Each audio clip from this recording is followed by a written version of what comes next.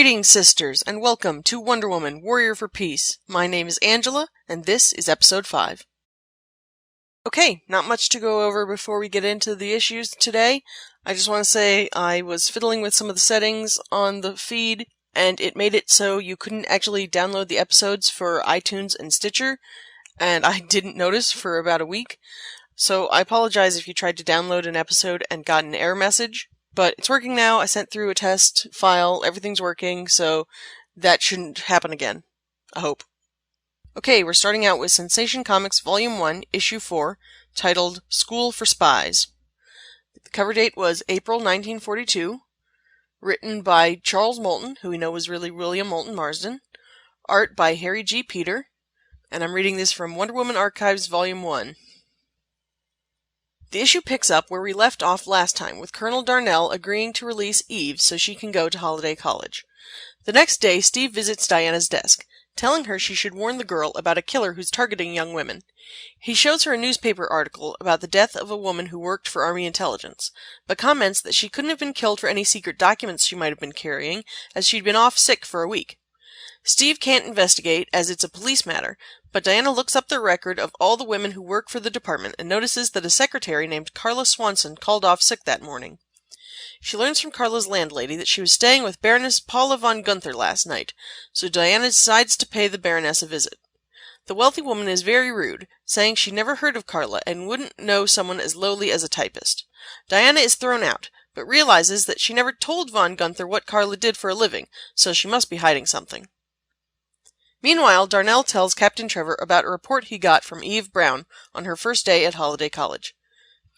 She was cornered by a member of the Gestapo gang and told she was being recruited into their school of espionage, whether she wanted to or not, and to meet him that night at 9 o'clock.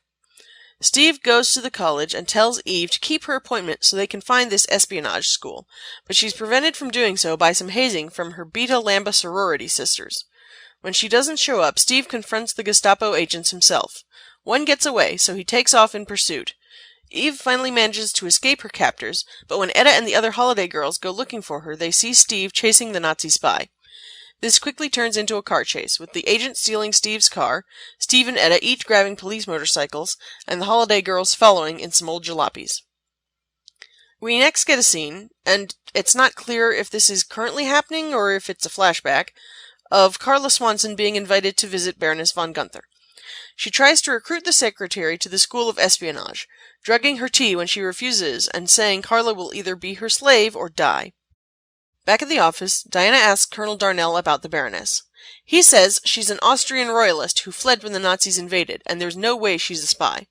Diana, still suspicious, wants to meet her, so Darnell says he'll take her to the costume ball the Baroness is throwing that evening. Diana dresses as Wonder Woman with a cape and mask, and this is apparently enough to fool the Baroness, who doesn't recognize her. She introduces herself as Wonder Woman and pretends to be on the Baroness's side, telling her that she's suspected and that she'd better move the girls she's kidnapped.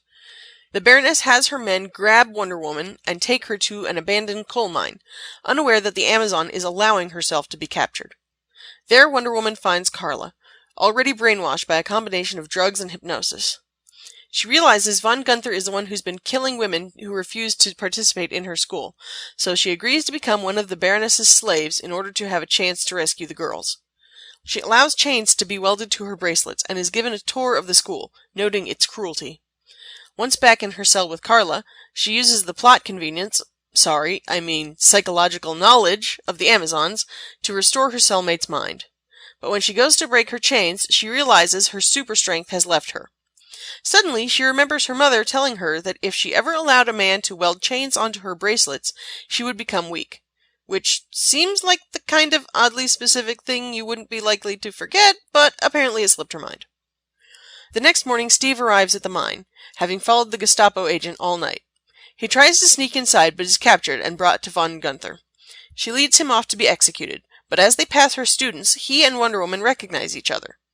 He says that together they can take out the Nazis, but Wonder Woman, who knows that no man can be allowed to know the secret of her strength, tells him she can't. The Baroness orders them both executed, but when the firing squad pulls the trigger, Wonder Woman leaps in front of Steve, blocking all of the bullets with her bracelets in such a way that the chains are cut off. Her strength restored, she and Steve attack their captors and are joined by Etta and her friends, who followed Steve to the mine and overwhelmed the guards on their way in. The freed students thank Steve, who gives the credit to Wonder Woman, and the Amazon calls the Colonel asking for a day off, claiming the party wore her out. The issue ends with Wonder Woman contemplating how foolish it was to let a man weld chains onto her bracelets, and that in this world of men, a girl needs to watch herself. Okay, so before we get started, I think this is the first issue where we have the beauty of Aphrodite, wisdom of Athena, strength of Hercules, speed of Mercury bit just to describe Wonder Woman. These issues have an opening splash page that just gives a quick intro to the character, and it mentions it there in a narration panel. I like the continuity with Eve coming back. They don't often do that in the 40s, I find, so that's really neat. We've already seen Baroness von Gunther in the TV show, but this would have been her first appearance chronologically. I thought that was interesting, how the spy school is specifically targeting women, so they can get spies in the government offices with the secretaries and couriers. That was a pretty clever plan for back in the day when the jobs for women were a lot more limited than they are now. The scene where this guy is welding chains onto Wonder Woman's bracelets. I mean, I'm no blacksmith, but I'm not sure how you could do that without severely burning the person who's wearing the bracelets.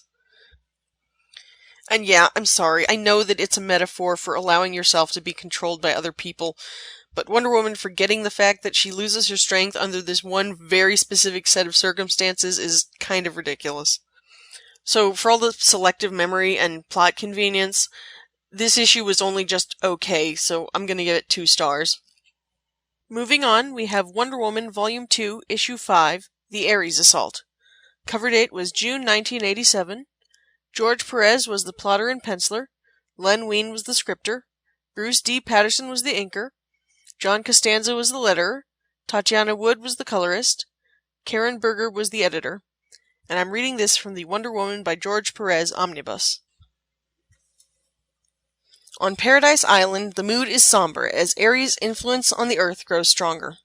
Menelope tries to contact the gods, but can't understand why Apollo won't answer. Beneath Mount Olympus, we see that the sun god has put himself into a state of dreamless sleep in order to survive the voyage to oblivion. He's loaded onto a giant boat made to look like it's made of bone as the other gods talk about their trip. The plan is for Charon to steer the craft across the river Styx to a place where the gods are powerless. They say it's the inevitable passing of an age, but Artemis and Athena want to stay and fight. The goddess of wisdom says that they must trust Diana, and that for the moment they should wait. Next we see news reports of warfare and violence breaking out all over the world. Tensions between the US and USSR are rising to a boiling point, and General Tolliver claims to have proof that Colonel Trevor is a Soviet spy. At the Capitelis house, Diana is treating Etta's bumped head. Apparently Colonel Michaelis startled her and she slipped, banging her head on the car as she fell. He apologizes to Steve for following him, but he's there to help any way he can. Julia shows the visitors the talisman, saying it's at the center of things, and Etta pulls out the file she found on the Ares project. Meanwhile, in the Netherworld, a triumphant Deimos, watched by his jealous brother, uses the other half of the amulet to control the armies of the 2 world superpowers, causing them to gather their forces for a cause they don't truly understand. The next morning, after working through the night, Julia has finally decoded the meaning of the amulet's inscription. It turns out to be an odd geometric pattern with a picture of a vulture as the focal point. Diana studies it, and, glancing in a mirror, realizes it's the reverse of a chart Colonel Trevor drew on a world map. They compare the pattern to a map of ancient Greece and realize it lines up with the most violent battles of the era, with the vulture marking Mount Olympus. On the modern map, the same points correspond to nuclear bases and other offensive outposts, and they decide that the vulture, now in the upper American Midwest, must show the center of the Ares project. Michaelis calls General Hillary, but the general is interrupted by a report that one of their bases has been taken over by rogue American troops, and they've prepped the missiles. We get a few panels of the attack, and see that it's being led by none other than General Tolliver. Michaelis tells Steve, and they realize the same thing is probably happening in Russia. They've got to get there and stop Tolliver from starting World War III, but Diana says that's her job. In halting English, she explains that by pressing her half of the talisman to a mirror, it will be whole and lead her to Ares. Everyone insists on going with her and arms themselves with Michaelis' surplus weapons. Etta asks if Steve is sure, and he says for some reason he trusts Diana. In fact, she reminds him of his mother. When everyone's ready, Wonder Woman places the amulet on the glass and a portal opens up, transporting them to the Netherworld. They're greeted by Deimos, still wielding his half of the talisman. The snakes on his headdress come to life, attacking Wonder Woman. As the Americans open fire, Phobos comes to his brother's defense, causing their deepest fears to become real. Etta is buried alive under a pile of rubble. Steve is attacked by a giant spider. Julia starts to drown in a flood, and Michaelis is confronted with a house-sized cat. Wonder Woman takes out the monstrous feline with one punch, saying the threats are only as real as they make them, and that a true Amazon knows no fear. Michaelis yells at Steve to help the others, confronting Steve's nightmare himself.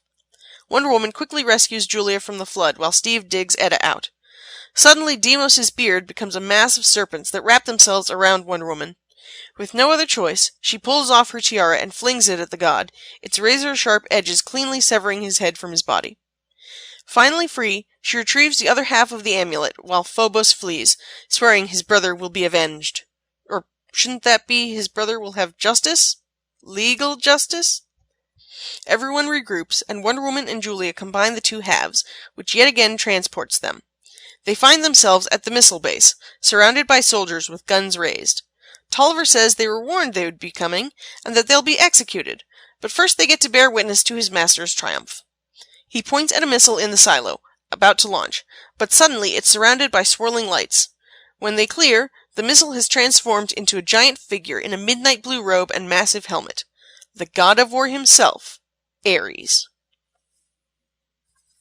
So, way to defuse that cliffhanger at the end of last issue. Here we think that Michaelis is a servant of Ares and he's attacked Etta, and no, he just startled her and she slipped and bumped her head. Everything's fine. Really? I mean, I'm glad he's still a good guy, and that's probably the best way it could have turned out, but, it's a little frustrating when they build up all that tension for nothing. I should mention, I don't think I've brought it up before, but underneath Paradise Island, there's some kind of a sealed cave thing that holds a bunch of evil that the Amazons are charged to guard. This issue specifically says that they're demons, and Ares' increased strength means that they're at risk of being released, but that particular Chekhov's gun has yet to go off. The references to Charon and the river Styx, if you're not too familiar with the Greek mythology, when a person died, their soul would go to the underworld, and to cross into the underworld proper, they had to be ferried across the river of death, the river Styx, by Charon the ferryman, and I think the idea was that they had to pay him, and that's why you would put coins on the eyes of the dead so that they would have money to pay the ferryman to go across into the underworld. Here, the gods going across the river Styx, I don't know what's up with that, because I find it hard to believe that they're just willingly giving up like that and going to death, but I don't know what else they could mean by trip to oblivion. I mean, you can see more than just the Amazons goddesses on the boat. There's a bunch of other people there as well. The first half of this issue, Diana was speaking Greek, and it wasn't until later that she started to use a halting English. There was a bit where Michaelis was able to recognize what Diana was saying because he's fluent in Greek, and I was going to call that out. The Amazons have been separate from the rest of the world for, 3,000 years? There's no way that the language would have stayed the same. I mean, even Chaucer's English, which is less than 1,000 years old, is almost completely unintelligible to modern English speakers. But then I did some digging, and apparently that's actually the case. From what I can tell, modern Greek speakers are able to read most ancient texts fairly well. I'm not sure how the pronunciation and accent would have changed too much, but I thought that was pretty cool that a modern Greek speaker would at least have a chance of understanding a 3,000-year-old language. There was a nice quiet moment when Wonder Woman is looking at the translation and everyone else has dozed off, and she's just observing them and noting how everything is strange to her. Etta Candy has a different body type than she's used to seeing on Paradise Island.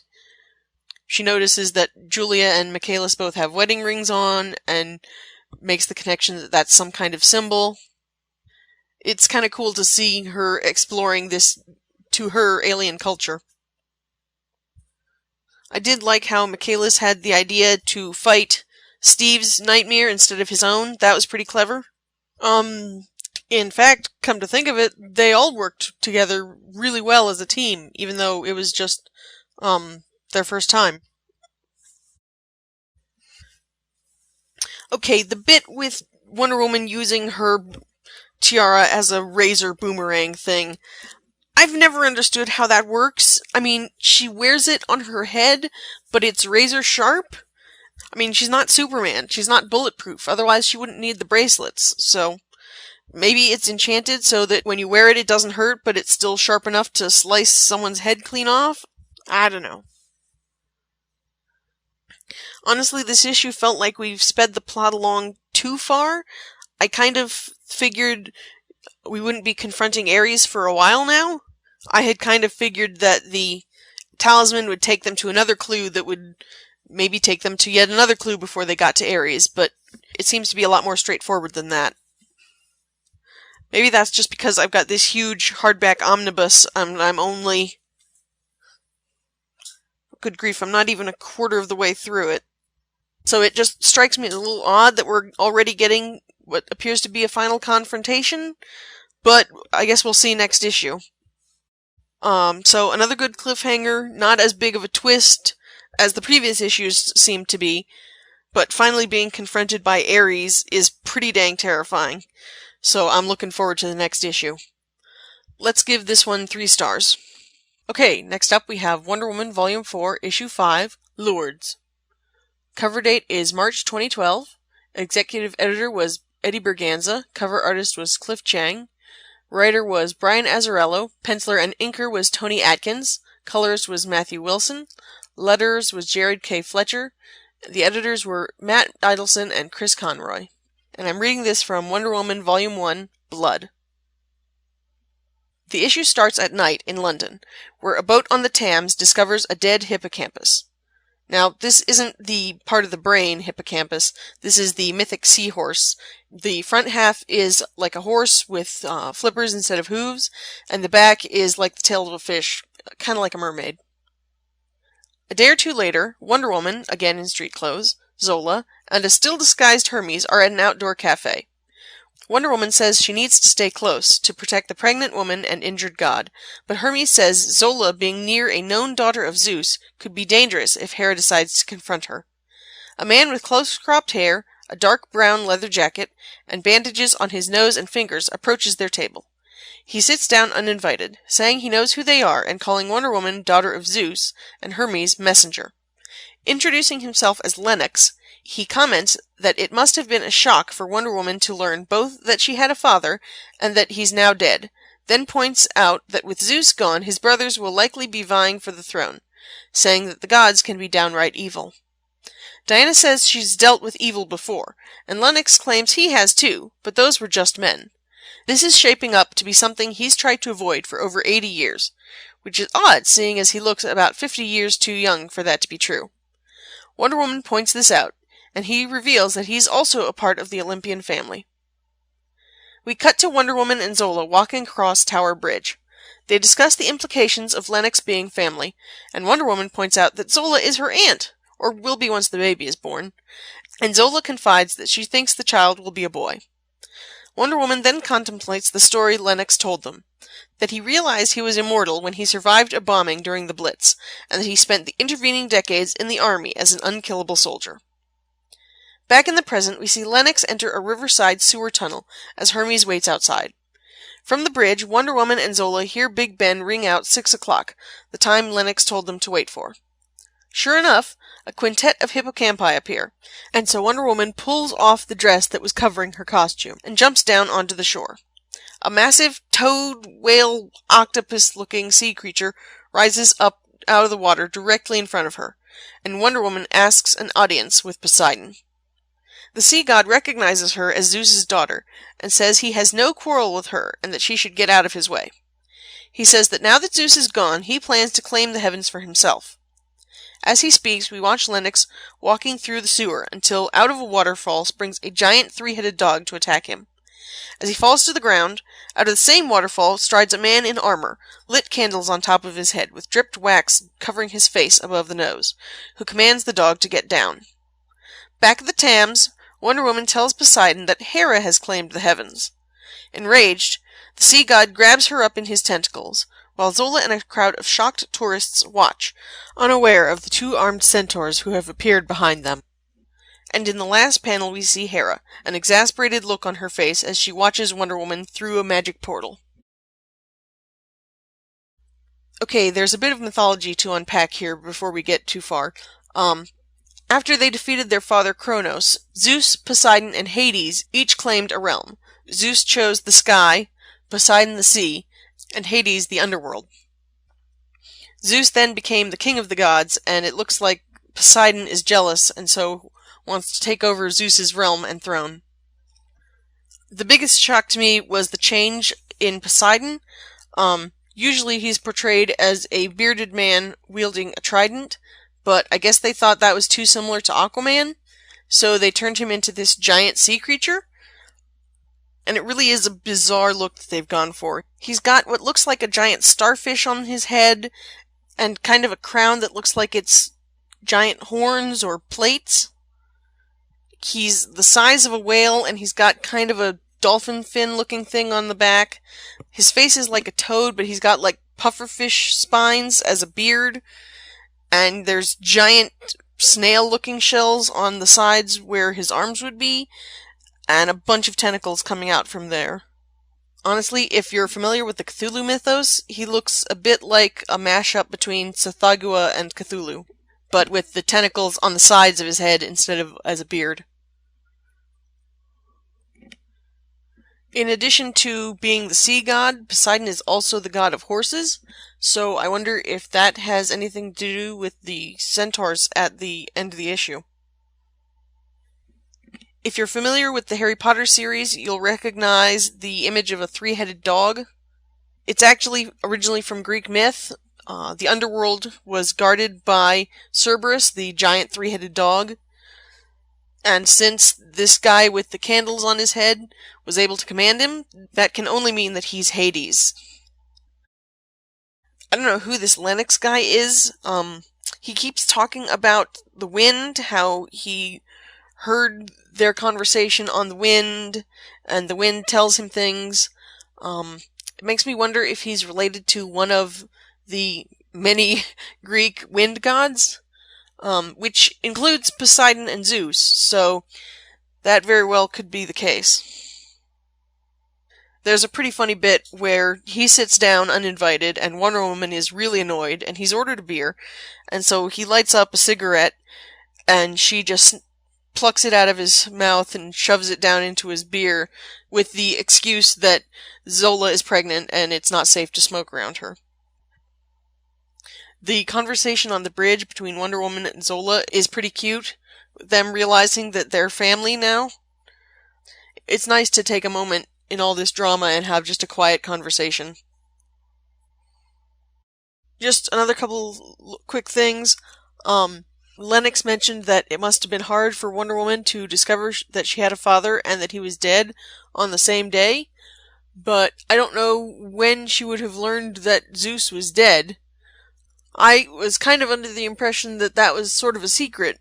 I don't know if Strife told her or how she learned.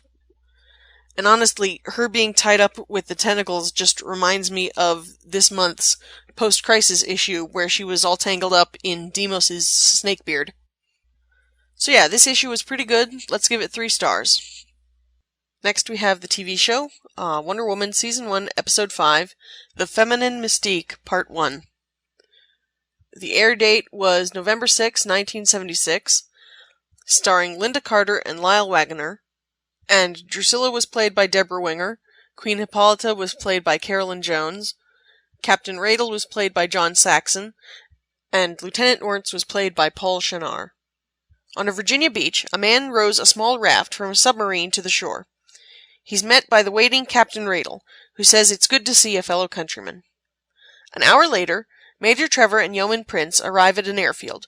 They meet Peter Knight, the man who built the XPJ-1, which uses a new jet engine from England.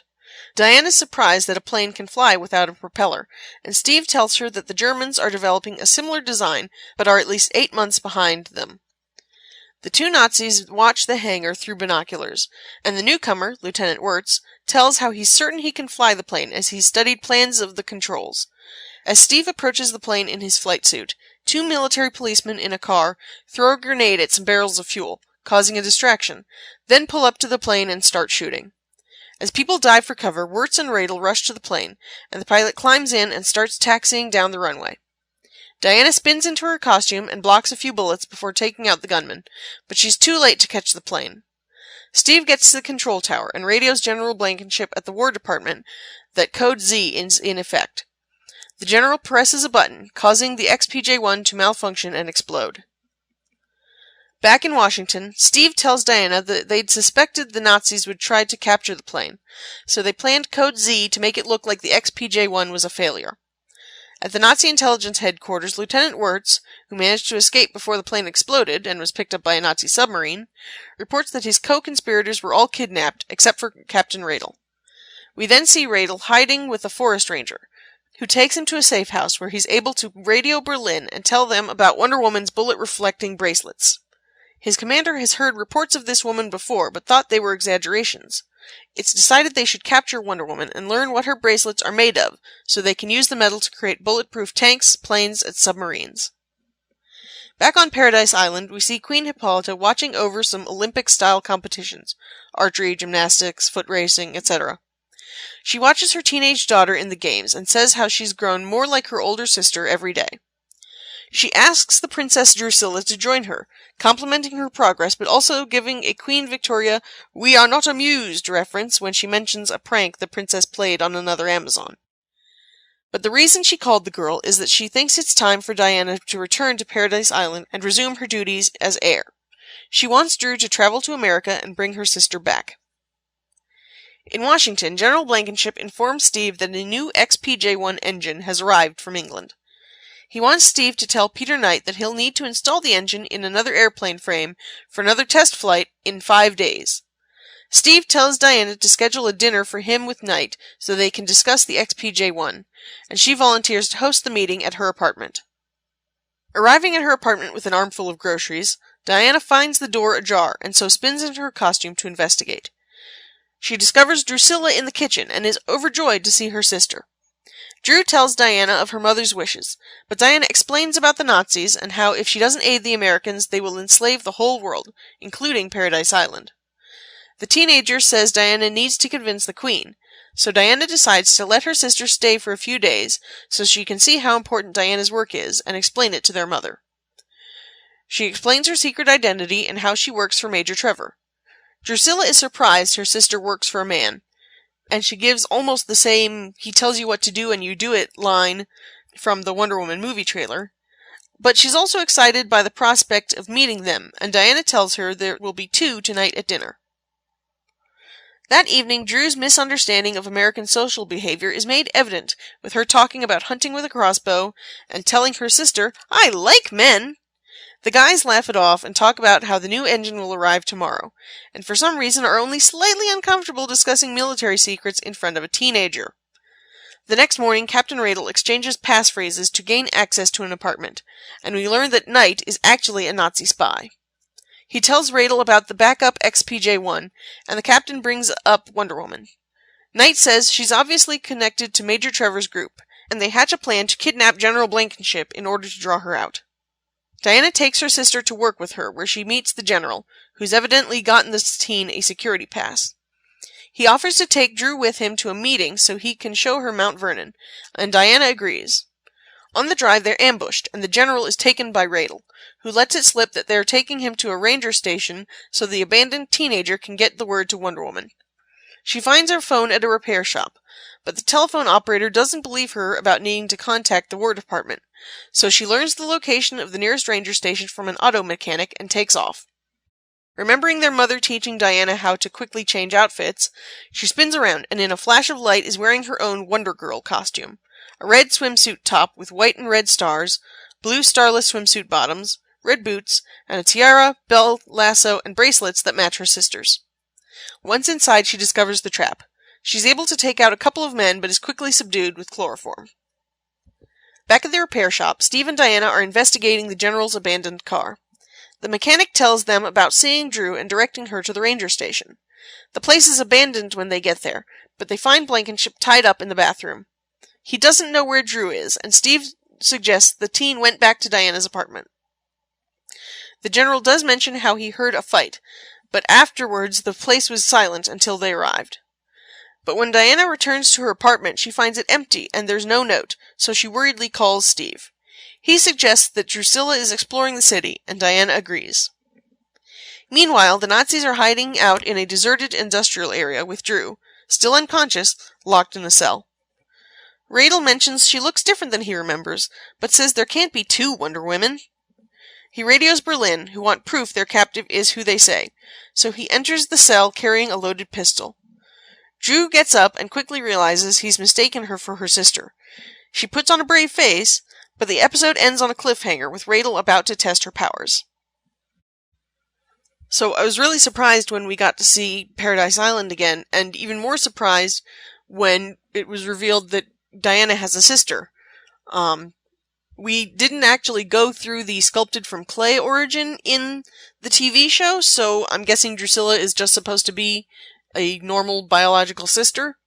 In the comics, there have been several Wonder Girls through the years, most notably Donna Troy, and there was at one point an Amazon named Drusilla, but she wasn't really Wonder Girl.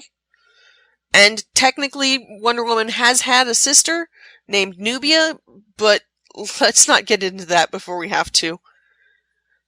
So, the character we have here on the TV show is kind of an amalgam of all three. It should be noted that Queen Hippolyta is played by a different actress than who played her in the pilot. There she was played by Cloris Leachman. In this one she was played by Carolyn Jones, whose most famous role was Morticia Addams on the original Addams Family. Also, Paul Shinar, who played Lieutenant Wirtz, he would later go on to play Alejandro Sosa in Scarface. One thing that I thought was funny was when they first revealed the XPJ-1, experimental Jet 1, because this is back in the day before jet engines were a thing. The music sounded very much like Also Sprach Zarathustra, the 2001 Space Odyssey theme. As a sci-fi nerd, that was pretty funny. There's also a pretty funny exchange where Etta is trying to get herself invited to the dinner at Diana's place. And she says that she just wishes someone would take her out to dinner. And Diana says she'll take her sometime, but Etta's like, well, it's not the same, Diana, you're not a man. And Diana's like, well, yes, I've always been very happy about that, which was a nice little character moment. We also got to see Drew walking around the streets of Washington in her normal Amazon costume, which of course scandalized the locals, seeing as her dress was probably less clothing than they would wear even as a nightgown. But she did get to meet some American teenagers at a soda fountain, so that was pretty cute. So, as weird as it was to see Wonder Woman with a teenage sister, this wasn't a bad episode. I liked it, so let's give it 3 stars. As for news this episode, there's not too much to talk about. If you follow Wonder Woman WFP on Twitter, you would have seen the photo that we got of Linda Carter with Melissa Benoist on the set of Supergirl. That was pretty cool. Also, there is a YouTube series called Superpower Beatdown. What they do is they choose 2 different heroes, and they poll fans as to which one they think would win in a fight. And the results of the poll, they turn into a really well done short film of the heroes fighting, and the costuming is great, and the choreography is awesome. They're really fun. They've done really awesome combinations like Superman versus Thor, and Darth Vader versus Batman, and Iron Man versus Optimus Prime. But their next battle is going to be Wonder Woman versus Wolverine. So you can go to superpowerbeatdown.com. The voting ends November 1st. I think this is ultimately a question of which one has the strongest metal. And I mean that literally. Wolverine has unbreakable adamantium claws, and his skeleton is laced with that metal. But Wonder Woman's bracelets are magical and can deflect bullets. So I encourage you to go and vote, and don't just vote for Wonder Woman because you are a Wonder Woman fan. Actually, think about the battle. And to help you think about the battle, I found another video from the Imaginary Axis that goes through a bunch of different unbreakable metals in fiction and tries to decide which is the strongest. So I will include links to all of this in the show notes. But we kind of got to talk about Suicide Squad. So the reaction to the DC movies so far has been mixed to negative, and people thought that was because Zack Snyder had directed both Man of Steel and Batman v Superman, and the idea was that with a new director behind Suicide Squad and trailers that everyone thought looked really great, it would be a breath of fresh air. Yeah. Now, I'll be fair, I haven't seen the movie. I don't have any interest in seeing the movie, but it got pretty bad reviews. It made a lot of money. It broke box office records for August. But there's a lot of people who are really disappointed in the movie, to the point that they're saying that they're done with DC movies. They don't want to watch them anymore. And it seems like instead of just being a director issue, the problem with DC movies is actually a studio issue. Apparently the director had one version of the movie, but then they recut it to more closely match the trailers that had gotten some more positive buzz. And so now people are already starting to say that the Wonder Woman movie is a mess. There was an open letter, supposedly written by a former Warner Bros. Employee, that says that despite the great trailer, people are already saying behind the scenes that the movie is a mess. And I mean, Patty Jenkins, the director, came out and defended it and said, this is all made up, no one's saying this, the movie's gonna be fine.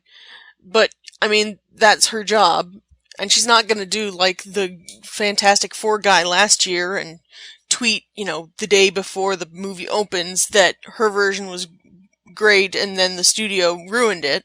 But I mean, the Suicide Squad trailers got everyone excited, and then they were disappointed when they saw the actual movie.